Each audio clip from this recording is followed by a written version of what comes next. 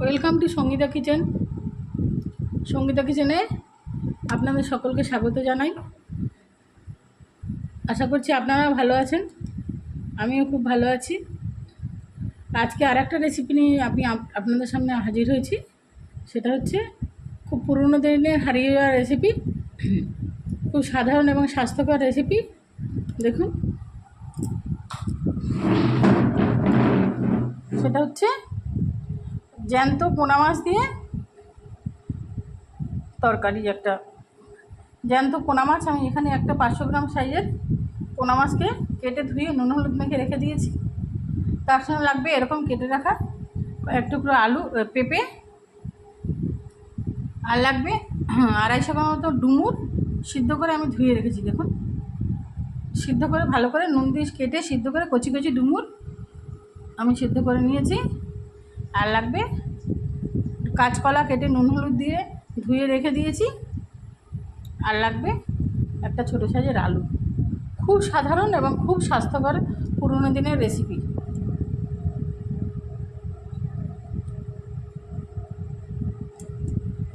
একদম সাধারণ রেসিপি, আশা করছি আপনাদের করে খেলে খুবই ভালো লাগবে এবং এটা স্বাস্থ্যের পক্ষে খুবই উপকারী।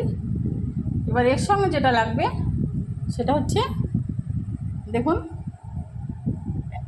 হাতে মানে শিলপাটা বেটে নিয়েছি আমি 1 চামচ 1.5 চামচ মতন জিরে বাটা, 1 চামচ কাঁচা লঙ্কা বাটা, 1/2 চামচ আদা বাটা। এবার দেখুন আমি কীভাবে রান্নাটা করি আপনাদের দেখিয়ে দিচ্ছি। দেখুন, আমি একটা কড়াইতে তেল গরম করতে দিয়েছি।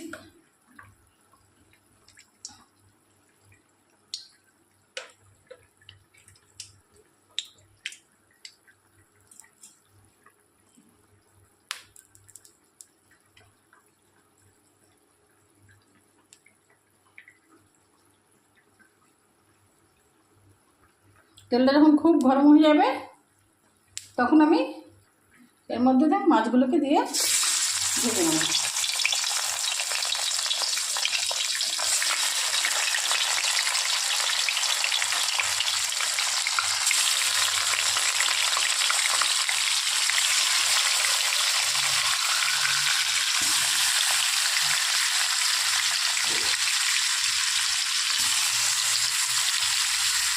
মাছগুলো লাল লাল করে ভেজে আমি আপনাদের সামনে ফিরে আসছি।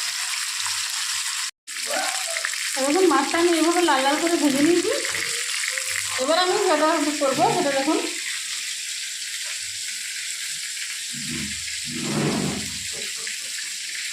কড়াইয়ের মধ্যে তেল দিয়ে দিলাম,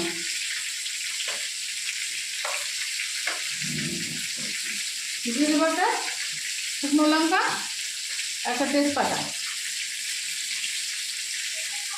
আর দিয়ে দেবো একটু কালো জিরে।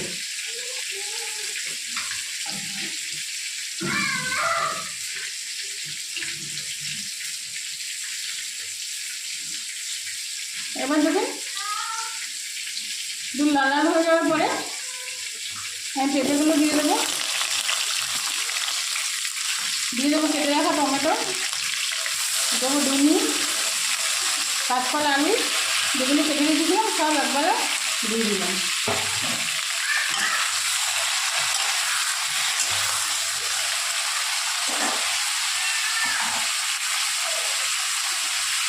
দিয়ে দিলাম পরিমাণ মতো নুন,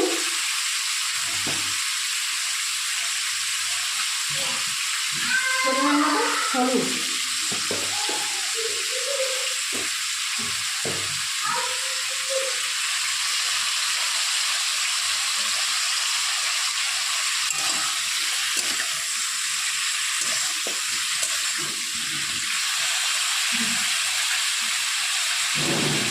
এবার এর মধ্যে দিয়ে দেবো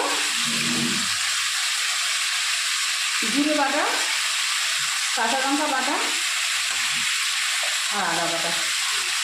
একবারে সাধারণ রেসিপি, কিন্তু এইভাবে করে খেয়ে দেখবেন ঝোলটা দিয়ে আপনি কিন্তু ভাত খেয়ে নিতে পারবেন। এত সুস্বাদু একটা রেসিপি।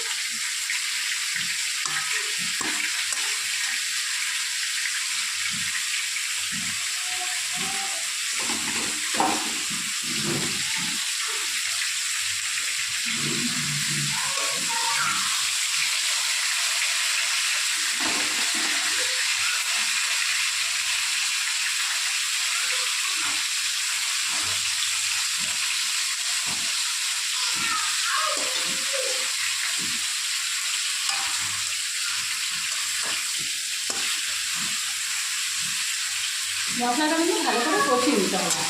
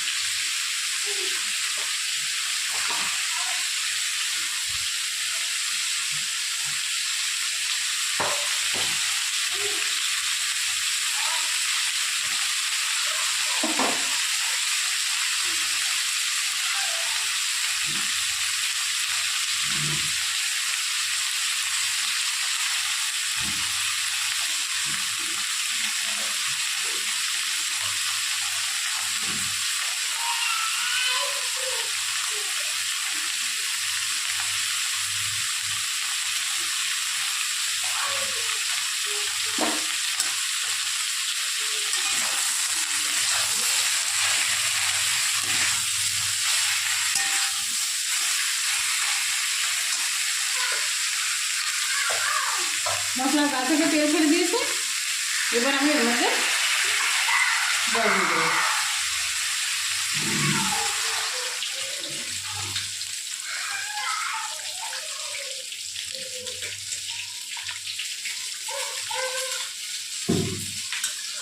এই যে ঝোলটা করছি না, ঝোলটাই হবে অপূর্ব স্বাদ। এবার ঝোলটা ফুটে উঠুক, আমি আপনাদের সামনে আবার ফিরে আসছি। দেখুন ঝোলটা ফুটে কলা ডালাগুলো সিদ্ধ হয়ে গেছে। এবার আমি এর মধ্যে সব মাছগুলোকে দিয়ে দেবো।